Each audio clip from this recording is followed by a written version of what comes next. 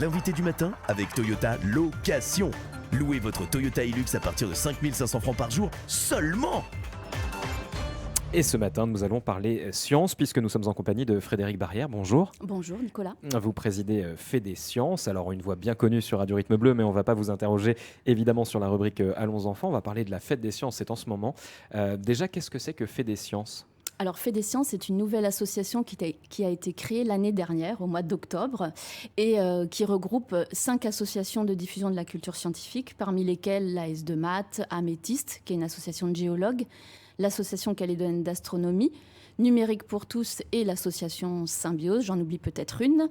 Et donc l'objectif, c'était en fait de mutualiser nos moyens humains, moyens financiers, pour être plus visible, pour que la science soit plus visible et ne soit pas uniquement visible en octobre lors de la fête de la science. Et surtout pour créer en fait une sorte de musée des sciences qui serait ouvert, qu'on pensait ouvrir en juillet et dans lequel il y aurait plein d'activités, d'animations sur les sciences pour rendre les sciences accessibles à tous. Il faut les rendre plus visibles, les sciences, aujourd'hui ? Alors oui, dans un monde où la désinformation est quand même très présente, développer l'esprit critique me semble quelque chose d'important en fait pour que nos jeunes en fait se construisent et aillent chercher la vraie information et ne se contentent pas de regarder ce qu'il y a sur les réseaux sociaux. Alors vous parliez de cette sorte de musée qui devait ouvrir en juillet. On en est où du projet ? Alors le projet a été stoppé net suite aux exactions du mois de mai, puisque notre projet devait s'installer dans une école qui était située à Rivière-Salée, que la mairie nous avait mis à disposition. Malheureusement, suite aux exactions, l'école a été réquisitionnée par le lycée Petro à Titi pour y installer les jeunes et pour pouvoir poursuivre leur scolarité, ce qui est tout à fait normal. Donc voilà, nous par contre, notre projet, donc il est mis en stand-by il est mis en stand-by en tout cas pour le moment. Mais on désespère pas puisque on est toujours motivé et on va proposer des choses un peu différentes, donc pas une structure fixe. Mais notre objectif, c'est l'année prochaine de commencer à investir divers lieux et de proposer des animations scientifiques toute l'année. Ce serait quoi ? Des expositions, des conférences Alors des expositions, des ateliers, des animations. Donc déjà, on a conçu une exposition qui est visible à la salle d'honneur de la mairie de Nouméa, qu'on a présentée au moment de l'inauguration de la Fête de la Science et sur les grands anniversaires scientifiques de Nouvelle-Calédonie. Et l'année prochaine, on espère effectivement faire des expositions. Alors la thématique est à définir, mais on voulait faire une expo sur justement tout ce qui est fake news, développement de l'esprit critique, et ensuite après proposer des interventions dans certains lieux comme par exemple le cinéma Origine avec lequel on est en train d'essayer de développer des partenariats. Alors, vous allez justement à la rencontre du public depuis, on va dire vendredi, c'est ça, le lancement de la Fête de la Science. Il y a pas mal d'événements quand même organisés sur le Grand Nouméa, ça se multiplie et vous participez à beaucoup d'événements ? Oui, en tout cas, moi, en tant que membre de l'association Symbiose participe presque tous les jours, je crois, à la Fête de la Science et propose des ateliers dans les écoles et un petit peu partout. Donc, depuis vendredi, on est un petit peu sur le pont, on propose des ateliers, des conférences, des visites du vaisseau des sciences notamment. Là, moi, cet après-midi, je vais au CHT faire une intervention robotique auprès des jeunes en service pédiatrie. Donc, effectivement, on aurait pu croire que la fête de la science cette année aurait été un petit peu une fête de la science au rabais, entre guillemets. Alors certes, il n'y a pas de village des sciences, mais les événements se sont multipliés dans des lieux différents. Donc en fait, on va à la rencontre du public aussi là pour la fête de la science. Et puis les différentes structures aussi se retrouvent. C'était important peut-être après ce temps-là de se retrouver pour un événement ? Oui. En tout cas, entre les chercheurs, les associations, c'était important de se retrouver et de continuer à diffuser la science. Alors, on sait que les associations, notamment, tirent la sonnette d'alarme. Et d'ailleurs, vous avez rencontré les membres du cabinet du ministre des Outre-mer samedi dernier. Quel est le message que vous avez fait passer ? Alors, le message que nous avons fait passer, c'est que les associations représentent quand même... font partie du tissu économique et associatif de la Nouvelle-Calédonie. C'est-à-dire qu'on a plus de 13 000 associations en Nouvelle-Calédonie. Ça, c'est une étude qui avait été faite en 2015 suite à la création du fameux collectif des associations qui a été créé en 2014, qui avait déjà pour objectif d'organiser en fait les associations. une étude avait été menée et avait conclu à ce que en Calédonie, on a plus de 13 000 associations qui génèrent 3 000 emplois. Et la CCI a indiqué aussi que ça correspondait à 10% du PIB de la Nouvelle-Calédonie, ce qui est quand même plutôt pas mal.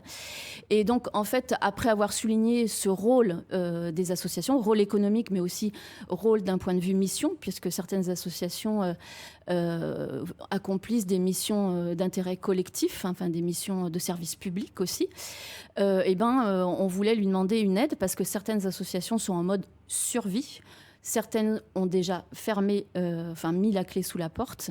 Et donc, nous, notre objectif, c'était de demander à l'État comment est-ce qu'il pourrait nous aider et, par exemple, au même titre que les entreprises, nous octroyer un fonds de soutien pour nous aider à franchir ce cap de la crise engendrée par les émeutes de 2024, du mois de mai. Frédéric Barrière, vous considérez qu'aujourd'hui les associations sont les grands oubliés finalement? Alors oui, de la crise. Oui, on est les grands oubliés, puisqu'en fait ça fait depuis 5 mois qu'on essaye on multiplie les rencontres, on multiplie les entretiens, mais on reste sans réponse. En fait, on nous écoute. Alors ça, certes, on nous rencontre, on nous écoute, on a l'impression d'être entendu, mais après on reste, souvent on n'a pas de réponse à nos questionnements. Et voilà. Et nous, l'urgence, elle est là aussi, au même titre que les entreprises. Certaines associations, comme je vous disais, ont déjà mis la clé sous la porte. On a des salariés qu'on a licenciés aussi, certains salariés qui ont disparu, et on sait très bien que reconstruire un tissu associatif, ça va être très long. Et vu les missions qu'accomplissent les associations, je pense à l'association des soins palliatifs, à l'association, le collectif handicap.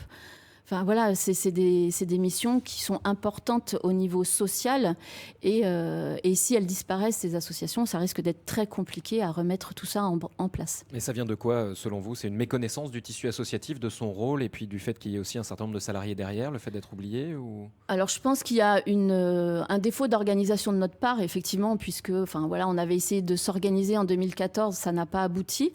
Il y a un défaut peut-être d'organisation parce que c'est vrai que quand on veut contacter, par exemple, des entreprises, on passe par le MEDEF qui est reconnu, et c'est pour ça que le collectif des associations a été recréé pour que quand on veut rencontrer les associations, on ait un seul interlocuteur et pas plusieurs interlocuteurs à contacter.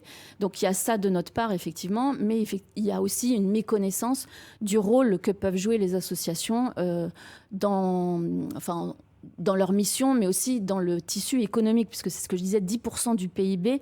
Souvent, on parle que d'économie, et 10% du PIB, ça n'est pas rien. C'est principalement dans l'économie sociale et solidaire? C'est ça. Et ça aussi, c'est en cours de structuration? Il y avait des textes qui étaient prévus Oui, il y a 2 textes au Congrès qui sont en cours d'étude. On attend que ces textes passent, puisque ça pourrait vraiment structurer en fait, les associations et structurer un petit peu tout ce qui est économie sociale et solidaire. Donc on attend que ces textes passent au Congrès, sachant que ça fait quand même plusieurs mois qu'ils ont été déposés et qu'il y a, je pense, une petite guéguerre entre les 2 personnes qui ont déposé ces deux textes. Alors, on sait que les associations ont des structures vraiment très différentes. Est-ce que le fait, justement, qu'elles aient des problématiques aussi différentes limite l'action d'un collectif comme le vôtre? Non, parce que on œuvre toujours pour le bien de la population. Donc même si on intervient sur des thèmes très divers, ça peut être l'environnement, ça peut être le handicap, ça peut être le culturel, on est dans le fait de tisser du lien social entre les gens. On est sur des missions de service public, donc même si on a des thématiques différentes, on se regroupe, on se regroupe autour d'un thème de solidarité. Donc je pense que ça ne nuira pas à notre action. Et est-ce qu'aujourd'hui, le message est entendu un petit peu plus qu'il y a quelques semaines ou quelques mois? Alors déjà, on a été reçu par la collaboratrice du ministre, pas par le ministre directement, ce qu'on comprend bien, puisqu'effectivement, les emplois du temps sont relativement contraints. Donc on a été considéré, entendu. On verra après sur quoi ça débouchera. On sait que le Congrès va nous recevoir normalement le 30 octobre va discuter des associations. On espère être reçu justement à ce moment-là pour échanger sur le monde associatif. Donc voilà, il y a des choses qui bougent et on espère que ça débouchera sur quelque chose. Et là, c'est l'occasion, en tout cas, de mettre en avant les associations scientifiques en ce moment. Donc voilà. C'est ça. C'est l'occasion de montrer ce que vous faites. Merci en tout cas d'avoir été avec nous, Frédéric Baria. Et puis on vous donne rendez-vous ce midi aussi dans le magazine Citoyen, puisqu'on va reparler de la fête de la science. Merci d'avoir été avec nous ce matin. Une interview que vous pourrez réécouter en podcast sur notre site internet rrb.nc.